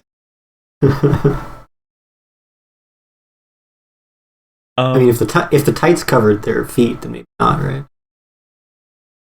Yeah, I don't know. I don't know the rules of foot fetishism, but I'm sure that there's something to be enjoyed. Now, something I've noticed as I've watched the show, and maybe I'll ruin it for you, oh no, because as I've been watching the show, and I haven't looked it up yet, and I don't know why. Maybe I just assume I'm right. But whether it's just this team at Cloverworks and they have this style, or probably most likely it's the character designer, I'm like, this is the dude who did Promised Neverland. Oh, because absolutely. They got those droopy eyes. Absolutely. Yeah, and I've been thinking that every episode. I'm just like, these faces are fucking, like, what is going on here? Because you talked about how much you hate Promised Neverland faces the entirety of both seasons, and you're talking about how great this show looks, so I didn't know absolutely. if I was Yeah, I think their faces look fucking dumb. Okay. But I still like the show a lot. And that's I didn't look up to confirm whether or not that was true. It was kind of just like a thing I felt in my heart. I'm like, oh, this is the Promised Neverland person. Exactly. It's such an obvious look. Yeah. You can't really miss it. It's just so much face and so little face at the same time. Like their eyes are like dripping onto the ground. Yeah, basically. I just keep thinking, I can't remember his name, but the one fucking kid in Promised Neverland with like the white hair, and his eyes were like the size of like a dime, and his mouth was just like 10 feet above his chin. And oh god, what was his name? I'll find him. I don't see anyone with quite the same amount of forehead real estate. Yeah, see, I was going to say, like, The Promised Neverland already had that kind of weird face proportions from the manga art, so I didn't notice the droopy eyes as much, but in this show, I felt like they really felt out of place, and so, yeah, the entirety of every episode, I was like, oh, Promised Neverland eyes, interesting. Yeah, they're there. It's... I try not to pay too much attention to them. That makes sense. Yeah, they do have a weirdly droopy quality. Yeah. Like that's if that's what I always think. Creator, and you just turn the eyes down. Right, exactly. Like, pick your eyes up; they're gonna fall off. Pick them up. What are you doing? But yeah, that also, show's fine. It has the good kind of Yuri vibes that like that's not like what the show is focusing on, but they're there, and that's the best kind of Yuri. So obviously that's another driving force compelling me to put it so high on my list. Oh no, I accidentally just typed in a Kebi and hit Google image search, and I got the weirdest looking fucking fruit I've ever seen in my life. Spelled the same way? Yeah. Huh. Yeah, apparently it's a creepy. Oh, you're weird. right, it is a weird fruit. Huh. Yeah. Interesting. Huh. That's our poor viewers or listeners rather. If only they were viewers. Sorry. I mean, listeners, you can all go Google it. Google it's it. It's fucking weird looking. So that's that. Now I want to taste one of these. Alright, I suppose it's alright if you guys gush about Attack on Titan for a little bit. Okay. I've tried to hold it off. Yeah, it was bound to happen eventually. Yeah, it's only one of the most popular series to ever come out. It's getting really fucking weird. Like really weird. Like a lot weirder than I thought it would get. But it's like a good kind of weird. It's definitely interesting. It went in a direction I wasn't expecting it to. But it's made for some really fucking good action and really intense suspense. And I have no idea where it's going. Yeah, all I do with my life at this point is gush about Attack on Titan. It's just the fucking best. Like, the last 3 episodes, every single one in a row, I've been like, this is just one of the greatest episodes of television. Holy shit. And every episode just has twist after twist. Everything gets changed and recontextualized multiple times an episode in ways that you can never imagine. It all still feels so impactful. It all still matters. It all builds on each other. It all like connects back to stuff that's been set up for years, decade, since the beginning of the series, throughout the seasons. It's all so carefully constructed. Just crazy developments that all make sense, all feel earned. Yeah, extreme action and suspense and character drama and allegories with real life and just the things that art can do to connect you to the harshness and the meaningful things in reality that you don't always think about. This can have it all while having crazy fantastical bullshit and giant monsters eating each other and people eating each other and time fuckery and just everything you can imagine, and it all somehow works with like this incredibly grounded sense of like political and historical allegories, and the main character is still extremely enigmatic and changing every moment, and at any point he could seem like the worst villain in the world, but we still don't really know what's going to happen. And yeah, I'm very glad I haven't been spoiled by anything. It's one thing I know is that every episode I check how many chapters it adapted, what we have left, how much we need to adapt the rest based on the rate of adaptation that it's gone. And we're not getting through it this season based on that. So it seems like we're going to have like a movie finale, because we've only got 87 episodes total. And consistently, anytime I try to calculate based on its rate of adaptation at any point, it's always at least 90 episodes we need. And the closer we get to the end, the more that needs to happen. They can't just rush it all at the very end. I think they've been extremely consistent with pacing, and just, yeah, everything about the adaptation, the direction, has been completely on point. I know people had some problems with the ending of the manga. I have no idea why. There are a lot of reasons I could think of people having problems with the ending that I would welcome. So I'm hoping it's one of those. They're probably like the same people that were saying that it's like a pro-fascist show or something. I mean, yeah, if that... Because, like, I'm sure, like, I've made my own ideas of why people say they don't like the ending, as someone who also has no experience with the ending or doesn't have any idea what's going to happen. But, like, there are certain things I can see happening that people would be like, oh, it's bad, that I think would be good. Right, exactly. I hope it's ambiguous. I hope it's not a happy ending, because it would be completely disingenuous for Attack on Titan to neatly wrap everything up at this point. Yeah, like, that's absolutely not what has made that show powerful for this entire time. It needs to be warts and all the entire time. You need to have those scars of trauma carry these people for generations, for decades, for centuries. That's the story of Attack on Titan. Things can get better, but yeah, you need to have a rough ending, I agree. Or else, yeah, absolutely, it doesn't work. But yeah, the thing about the the fascist argument is, like, we talked about, I think when we were doing our top 10s, and I had Attack on Titan there, and people were like, it's not over yet. And and something was brought up about, like, what if it turns out it really is fascist? Here's the thing about Attack on Titan. Everyone who says that is a fucking idiot.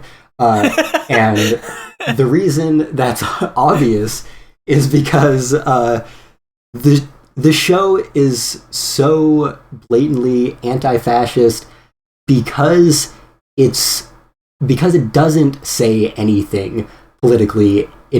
It absolutely shows and does not tell. You see this from an objective perspective, from the widest possible angle, and then you see it individually as deep and visceral as possible from the perspectives of every individual throughout every aspect of the conflict, every political spectrum, every side of it, and in almost every case, they're all victims of these systems and these institutions that they have no control over, and they are just fighting as best as they can to make it through life. And what's incredibly obvious throughout all of that is that war is awful, imperialism is awful, fascism is awful, and it destroys people, and it warps their minds, and it makes them do awful things that the characters, like, we've seen characters that we've loved from the beginning of the series do completely horrendous things because that's the corner they found themselves backed into.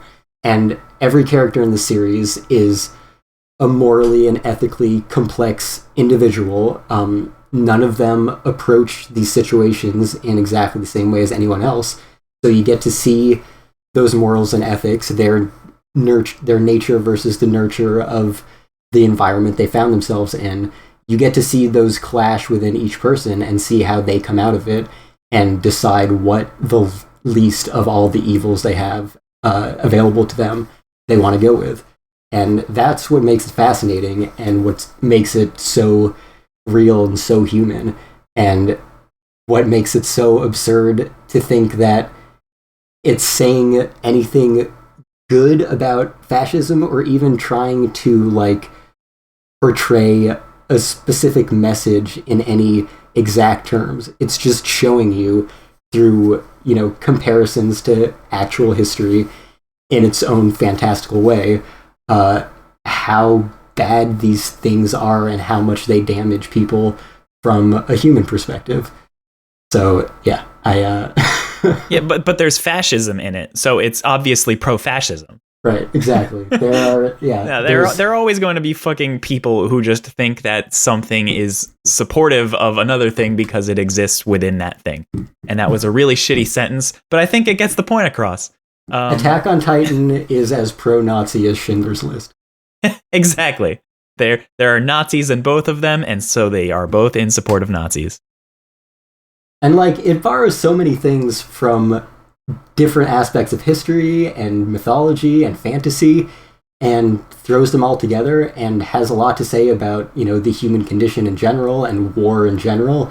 But like, I think just the fact that the first image we saw of Marley was like pretty on the nose Holocaust imagery, that's all it took for people to be just like, oh, well, Attack on Titan is Nazis. Fucking JoJo's Bizarre Adventure. Everyone in the universe has the biggest heart-on for JoJo's Bizarre Adventure. That show has a literal World War II German Nazi party member who's portrayed as a likable character. And no one has ever spoken about that. Because JoJo's isn't like popular. Attack on Titan is popular, and so it must be killed. I guess so. I guess that's how you get the clicks, is generating the most controversy over the most popular titles, even if that controversy has to be completely manufactured. People are dumb, and so we can't expect them to not be dumb. And so neither. I guess it's just on us to call them out for being fucking morons. So yeah. So neither of you guys have read the manga then, or have? Correct. I'm okay. No, I have read some of the manga, but I've always been well behind where the anime has been. Because weirdly enough, I know how this ends. Well, don't say anything. That's the one thing I got spoiled on. So I'm listening to you guys and juxtaposing it to what I know about the ending. Yeah, no, we know. I know the entire ending. So it's interesting. I also know the entire ending. Oh, do you? You do too? Yeah, I that's probably the only anime thing that's ever been spoiled for me, and I couldn't avoid it. Well, I'm glad that the two people who are watching the show have not been spoiled. Right. Yeah. So, good on you guys. It's the one thing I couldn't avoid. And I guess because my feeds like blew up when the manga ended, and it was just like one Reddit post or something that was just like, shit. Not that it really matters because I'm not watching it or reading it, so by the time I'd ever get around to watching it, I'd either forget or wouldn't really care anyway. And who knows, the anime ending could differ from the manga ending. You never know. Yeah, it's possible. It happens a lot. Stranger things have occurred. Mm-hmm. That stranger things have occurred. But yeah, I think you guys ready to move on? Are you finished? You better stop me while you can. Yeah, I think that's probably a good idea because I'm sure you could go on forever. I mean, as much as I enjoy hearing you blow up about stuff, it's so good. We should probably move on a little bit. No, I enjoy hearing you angry about things more often. Oh, I do not enjoy being angry about things. I love being angry about things. That's like half of my personality. It's just being rage filled. Just getting mad at small things and blowing them way out of proportion. And making them ruin your entire day. Yeah, exactly. That's me. I have too many real things to be mad at lately to get mad about fictional bullshit. Yeah, I like to enjoy my escapism. Not that Attack on Let's Titan think- is a great example of escapism, because it is, it makes me think about real terrible things, which is good. But then let's shift to something that is also super enjoyable, and that is the ranking of kings, which I just thought about this, Kestrel, the other day. For a show called Ranking of Kings, there has been no ranking of kings. That's accurate. Yeah, the entire premise of this whole ranking system has been explained one time.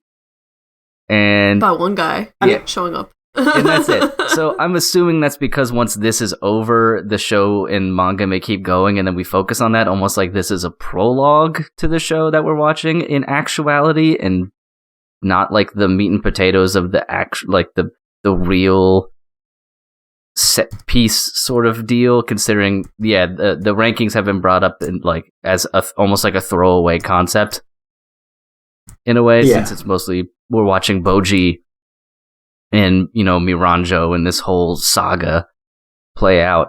But this show fucking rules. Like, this is one of the best things I've watched in quite some time. Like, it's amazing. Like, I watched it. This last episode, the newest one, was what I watched right before we started recording. And I can't, I'm always impressed by how the show manages to make every person, except Boji, not be 100% good or 100% bad. Like, even the villains up to this point, like, I was ready to be like, Miranjo sucks, and I hope she's dead. And then the show pulls out something that's like, well, maybe not. Like, the whole, in like Despa and Desha's saga and that whole family thing going on, it's like a perfect example of when you reach a certain scale of government, there is no right or wrong decision. They're all just decisions with varying consequences.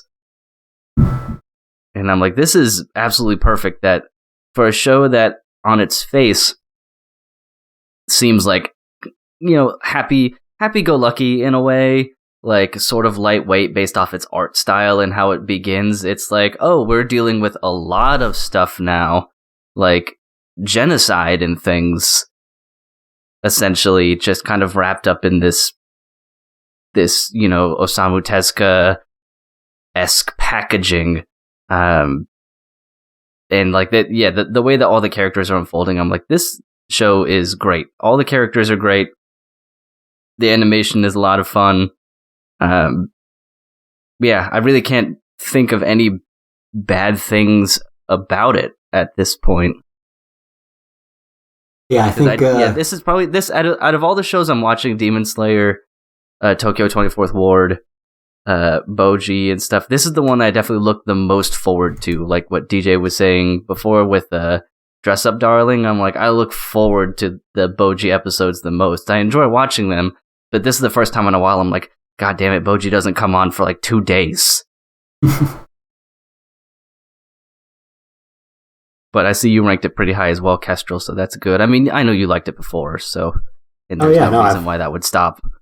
I've definitely always loved it, and I think a lot of those things, it's a very different kind of show, especially aesthetically, but I think a lot of those things it does have in common with Attack on Titan, and why I love that, the moral and ethical complexity of all the characters, the political implications, and the very heavy themes like genocide. I guess I'm getting kind of a double feature of those. I agree. We've talked about that show a lot, but it does continue to be extremely all the time. Emily was half watching the episode with me too, and she thought also that Oken looks like just a grotesque Saint Seiya villain. Yeah. Which I really enjoy. I think I like he's actually one of my more favored character designs, I think, because of it's like simple but like creepy and sinister at the same time, especially because he doesn't talk or do anything but make just guttural noises. Mm-hmm. Because he's gone completely insane, essentially. So I think maybe the simplicity of his design adds to like the creepiness factor, because he's just a walking suit of armor with a lot of hair coming out the back at this point. Right. But I definitely enjoy, or Murderface. But that Ramba Murderface. Yeah, Ramba Murderface. But those are just because of the way that he looks compared to two other characters I enjoy. So he gets a pass on that for entertainment reasons. The show's great. I still listen to the opening theme every once in a while. I saw it wasn't on like the best openings for Crunchyroll Awards, and I think that's a hideous mistake.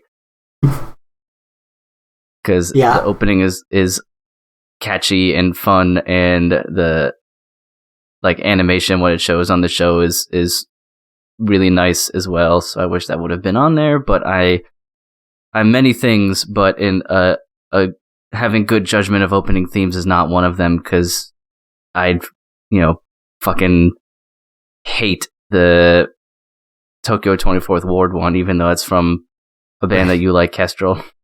Well, I like pop punk, so I'm not gonna say that all the bands playing at the When We Were Young festival are the greatest bands of all time, but I still love them.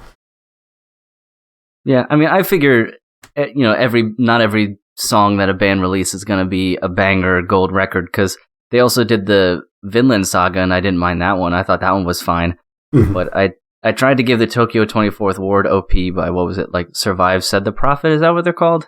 Yeah. That close? Yep. Okay. But I listened to it all the way through the first time, and I was like, this sucks.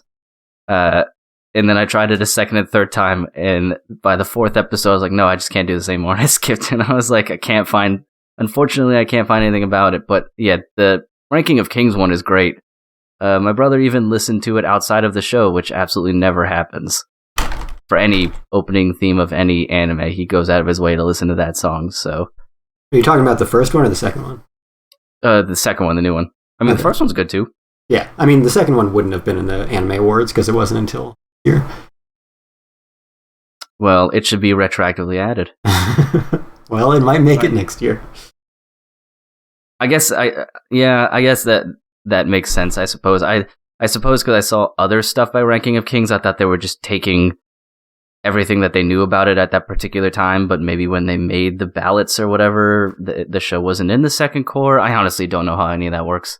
Yeah, I mean, it's for 2021, and Ranking of Kings had one core in 2021, but it didn't have this ending, or this opening in 2022. It wouldn't have been... Well, this shit should be on the awards ballot for this year, then. Yeah, and this is another one that I feel like I should look up. It's not as obvious as like the character designs in those Cloverworks shows, but this opening reminds me a lot of the second Jujutsu Kaisen opening. So I'm curious if it has some staff.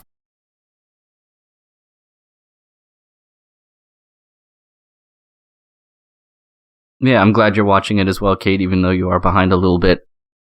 Is the dub pretty good? Someday I will be caught up. That was good. Sungwon-esque.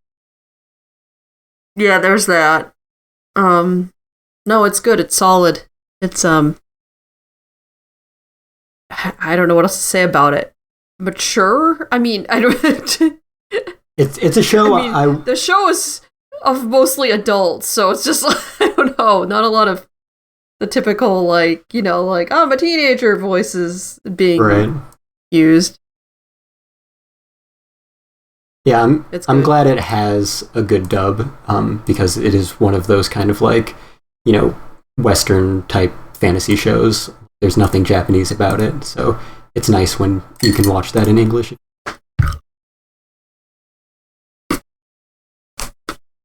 Indeed. Yeah, I wish I had more to say about it, but as you said before, Kestrel, we've already kind of talked about it at least twice, not counting this. Just because of how good it is and how we wish more people watched it and how it just is a victim of unfortunate promo art. Yeah, I mean, the aesthetic in general isn't going to appeal to everyone. That's why I didn't watch it. Yep. I was mainly talking of the whole, like, Boji sitting in his boxers head. Right. A lot of people were like, this show must be bad because of this image. And it's like, yeah, but once you understand why, and it happens, like, in the first episode and then never happens again, So it was an interesting pick for promo art because of that, since he's only in his boxer shorts doing that shit for like 5 minutes of the first episode. So it's weird that they would choose that when they could have just had him sitting in normal clothes and it would have been more accurate in a way. But yeah, I know that the aesthetic isn't pleasing for all. Put it in one way. Yeah, that's a good image. But yeah, I suppose we can then move on, especially because Kate's behind, so we can't talk too much about what is currently happening. Is there anything that you guys want to talk about in particular? We've kind of bounced all over here, just picking random stuff from the top of the list to shows that people have dropped.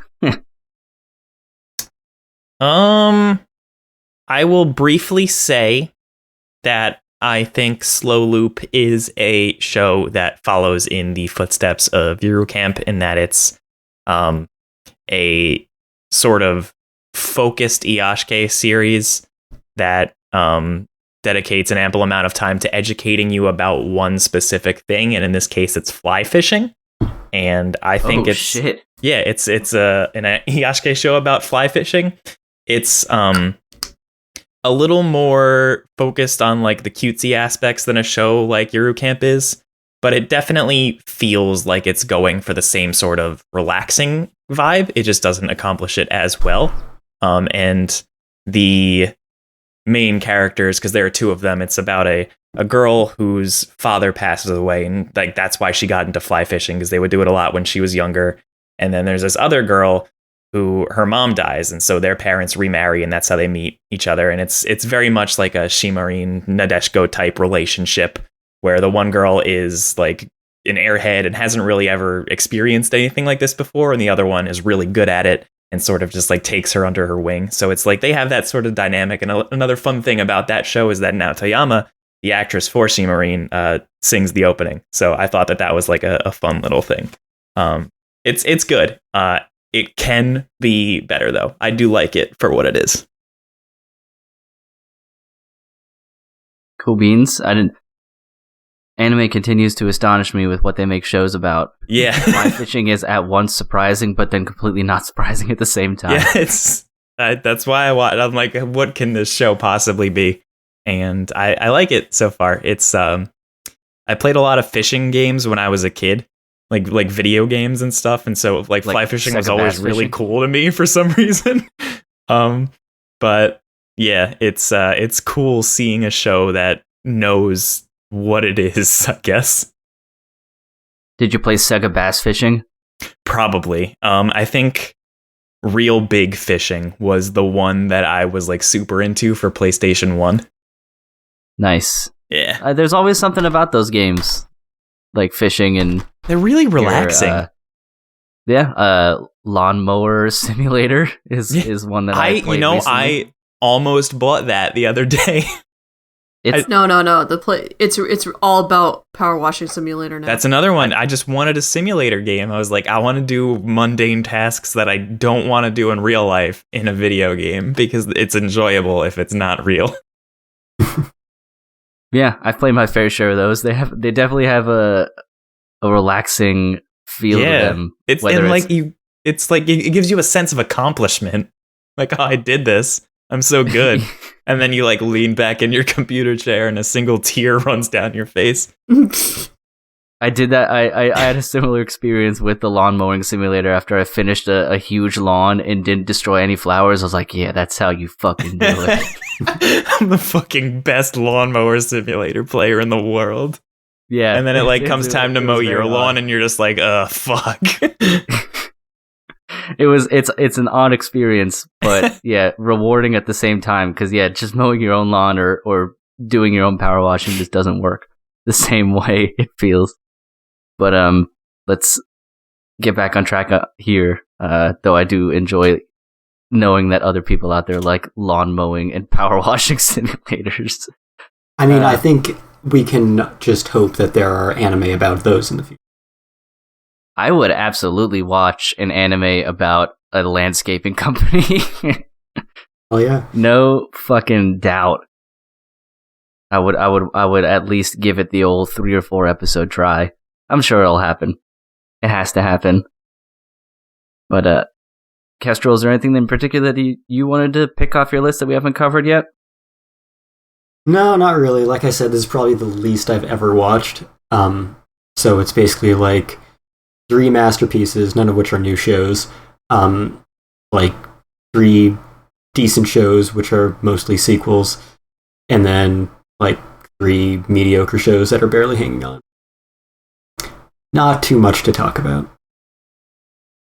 I forget, is that Salaryman's Club a badminton show? Sure is. How much badminton is in it? It's all badminton. Oh, is it? Damn it. Okay. I wanted to watch that because I fucking loved badminton when I was in high school. And I just didn't because I was like, I just don't think it's going to be enough badminton for me. Well, the main character, so he's a salaryman, obviously, but he gets this job as a salaryman specifically to play badminton at their company team, because that's all he cares about in the world, like every sports anime protagonist. And he gets to this job and gets like his assignment as a salaryman. He's like, what the fuck is this about? I'm here to play badminton. I'm supposed to sell stuff. So yeah, he is very badminton heavy, and he's got like, you know, super sports anime powers where he can like predict people's movements after he observes them playing for a few turns or whatever. Ooh, so he's that type. Yeah. You always got to have that one, the one that does the math. Yeah, apparently Light and Films has the market cornered on uncharacteristically well animated badminton anime.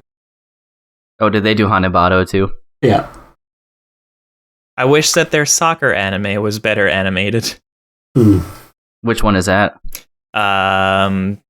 Farewell, My Dear Kramer, or something like that, where I watched it. I hated it at first because it just looked really ugly, but it was actually a really good show by the time like they actually start focusing on soccer, and it like wound up being one of my favorite things that season.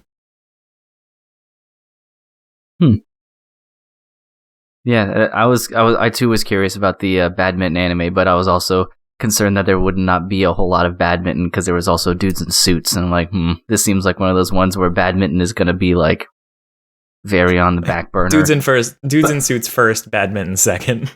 Yeah, but if your badminton is going to be on the back burner, would you rather the focus be like idle bullshit or like Uramichi style like corporate hell?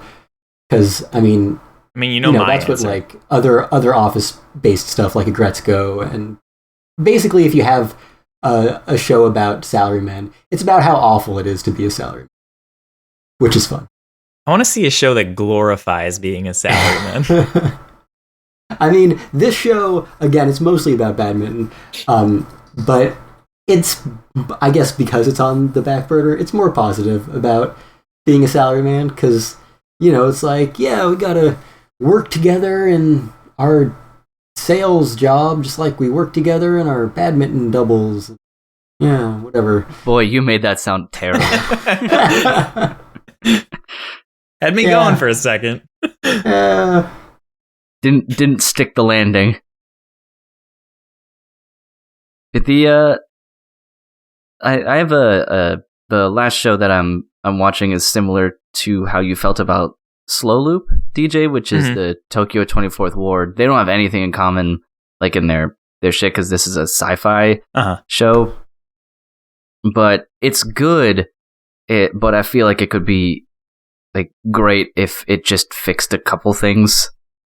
Like I could go into it more, but I don't want to ramble on too much about it. Essentially, it just has a scaling problem. Like the first episode has like dudes outrunning trains, and it's either save the one person stuck on the train tracks or derail the train and kill hundreds of people. Like it gives you these moral quandaries. Like they literally open with the trolley problem. That's not good. Yeah, that's how they open. But they even directly reference the trolley problem later, because that's how all the problems actually come up. Like all of the things that the three dudes have to solve as their like pseudo superhero group are all trolley problems. And then they try to circumvent the trolley problems by making a third solution. What if we just build another track? Essentially, they're like, well, I don't like either of these, so why don't we just do what we can to find a different one? And in that, it's really good. I enjoy that part because out of all the times they've tried to save people, they've only really been successful once. And the other couple times, there have been like casualties and people have died. Because either it was unavoidable or they fucked up because even though they're a team, they don't communicate with each other. So it's kind of like, what if the like three people who tried to play superheroes actually got superpowers, kind of? Except one of the people's superpowers is just bureaucracy. But the main problem that the show has that could be easily fixed is it has a scale problem, like I was saying, because the first episode is great because it's this trolley problem that's both literal, like it's a very literal trolley problem. But then after that, it cuts to, well, these jerks want to ruin a food festival. But then it cuts to the main problem is not the food festival. The food festival was just the show having an excuse to bring all these townspeople together because it drops a tornado on them. Like out of nowhere. Oh. So then their goal is, well, do you a bit like evacuate everyone over the bridge and then the weak people who can't keep up with the crowd die? Or do you pack everybody into the shipping containers that the restaurants came in, but then all the people who were courageous and helped will then also die, but the weak people will survive because they're in the things. The containers. And of course they try to find a different route and the three of them don't really work together very well, so they get in each other's way and they like 20 people end up dying or something. But if they could just fix the scaling issue so that it wasn't just minor problem turns into major problem, I think that would fix a lot of shit. But it's really enjoyable and the animation is really good and the concept is great. It's just that scaling problem and like some of the characters are like super likable as of yet, but it has promise. Like it definitely has promise. I know Brandon had mentioned that it has production issues. Well, yeah, I think that's the third Cloverworks show this season, like the one that I'm not watching. Yeah, so that's probably why. Yeah. And I feel like this always happens to one of their shows when they put out 3 in one season. Yeah. Yeah, so I don't really notice the production issues too much, but then again, I'm not looking for them. Yeah. I don't think the way the story is written is necessarily a production issue. At least in the way I think of it. It's like if this is the way they planned the story, it's the way they planned it. But it's got a lot of cool ideas. It just doesn't execute them all very well. But little tweaks here and there could really make the show kind of pop. So that could be a fun one to check out as sort of like a, good, not great experience. But I think if everyone's kind of talked about what they want to talk about, we can move right into recommendations, par usual, if anybody has any of those. I got some recommendations. Very good. I'll recommend my game of the year, in that it is the only game I'll play this year, which is Pokemon Legends Arceus. It's really good. It's what we've loved about Pokemon for 25 years, with finally some innovation that we haven't had in that entire time. It's got some Breath of the Wild style concepts. It's definitely not quite there yet. It's definitely got a lot of problems to work out, but it's a great first step, and it's really nice to see them actually trying something new and fresh. So yeah, I'm loving that game a lot. Also, Gintama the Final, or the Very Final, is now out on Blu-ray and DVD combo pack with an English dub that combines some of the previous English dubs, but just watch it in Japanese. And it's got like a booklet with some character art and stuff. And that is the end of all of Gintama, so you can go watch the entire series on Crunchyroll and then watch this finale movie on Blu-ray. And if you get it from Shout Factory, it comes with a poster, which I just bought a frame for. I feel like I should have a framed Gintama poster. And also Attack on Titan, the final season, part 1, Blu-ray, DVD, combo pack, limited edition, as well as the standard edition, are out. I think technically not out yet, but I have my copy of the limited edition. So yeah, first 4 of this final season, and it's all great. Check that out. I am going to use this opportunity to recommend that everyone purchase things from the Celibus Inc. merch store this season, but it's not for selfish reasons. Every sale I make in February, all the proceeds are going to a charity in Ghana to protect women from sexual abuse, teach them about women's health, and help them attend school. It's called the Self-Help International Organization, and like I said, every single dollar I have is going towards helping them in February in honor of Black History Month and the newest character in my game, who is from Ghana. So that is my recommendation for this episode. Very cool. Awesome. Very cool. Kate, do you have anything to recommend? Watch The Legend of Vox Machina. Yeah, that too. That's my other recommendation. Your recommendation was way more noble than mine. More noble than Heroes. What nerdy voice actors made a TV show about their nerdy D&D It's a good characters. TV show, though. I don't even watch Critical Role, and I like it. It's doing all right. A lot of people who aren't familiar with the source material are like, I like this, and I'm like, wow. Because those first 2 episodes go hard, and hey, if you're a kid, you should not be watching this because holy shit. It's a lot more brutal than I thought it was going to be. Yeah, it's funny because when you're just like listening to a bunch of people talk through the descriptions of the horrible carnage they're inflicting, you're like, oh, that's nice, that's just words. And then they animate it, I'm like, oh dear God.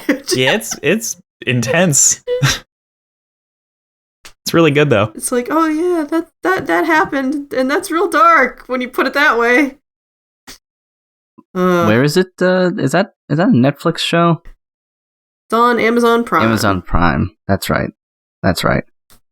They're dropping 3 episodes at a time, so that means next week it will be done for the first season. But there's a second season that is supposed to happen, which I don't think is enough time to cover the rest of the series, so hopefully I get at least a 3rd season. And that should do it. But who knows? That's an interesting release schedule. Yeah, they were kind of doing that with somebody that, what was the other animated thing they did? Invincible? I don't know. There was another show that they did that were dropping in 3-episode chunks. Netflix did that with Arcane as well. Yeah, so it's like a sweet spot for like, like having people be able to discuss a thing, but dropping enough that it's like, oh good, this is a chunky part of this to watch and ingest. Yeah, I can see that because I can't remember if we talked about it here, but I think it was when we talked about our yearly review that JoJo felt like it didn't get as much hype as usual because it was released in like straight up bingeable format on Netflix rather than week by week, so it felt like it just came and went. Yeah. So nobody was really even talking about it. So releasing 3 at a time still gives you that buffer to generate hype and discuss and things like that rather than just dropping the whole season at once. It was good at the beginning of the season because they got through the first 2 intro episodes and then hit the main story beat for the season, so to hook people. So yeah, it works well in some forms and fashions. Yeah, so I think I think this may be the first time I don't really have anything to recommend. At least that's even like anime or manga or animation related whatsoever, except for maybe the Netflix movie House, because that's stop motion and really fun, and I think it may be by the same people who made I think it was called like Cake or like Big Slice of Cake, which was a British outfit, but that's creepy and cool, and stop motion is a lot of fun, so watch that. But that's about all I got, so I think we can wrap everything up. Kestrel, where can you find us and where can you find yourself? You can find us wherever you find podcasts. Please subscribe, rate, and review. We are on Apple Podcasts, Google Podcasts, Spotify, Stitcher, SoundCloud, Amazon Music, Alexa, iHeartRadio, fandompost.com. You can find us on social media and, follow us, share our stuff, and get in contact with us. Twitter and Facebook at Fandom Post Radio. You can also listen to the podcast on Facebook. You can also get in contact with us via email, fandomppostradio@gmail.com. And I'm on Twitter at FullMetalYoma. Read my weekly reviews of Attack on Titan final season. I'm on Twitter at DJ No Style. Read my random thoughts.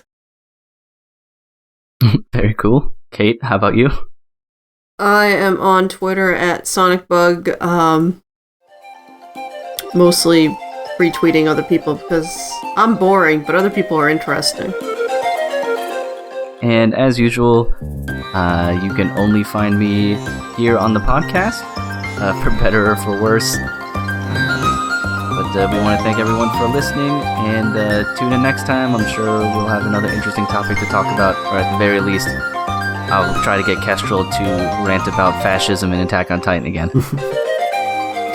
Adios. Certainly talk about Attack on Titan. Peace out. See ya. Bye! Okay.